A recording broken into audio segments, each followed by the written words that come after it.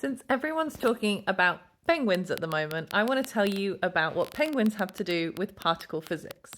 Now, to do that, I have to tell you a little bit about something called Feynman diagrams. And these are like fun little sketches that we draw in particle physics that actually have a mathematical purpose. So we can use them to calculate like different processes and work out what should be happening at different points in that process. And also just to kind of look at sort of the creation of particles or how they change into one another and think about that process. It kind of helps people, physicists, think about it in a nice diagram sort of way. And there's one in particle physics which is called a penguin diagram.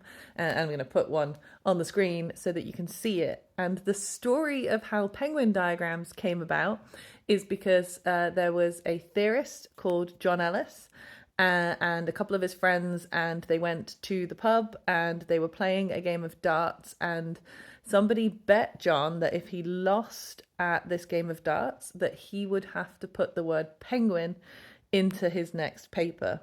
And he even quotes himself that after he lost at the game of darts, he was trying to think how he could get the word penguin into his next paper, and he may have smoked something. This is something that, as far as I've read, he admits himself.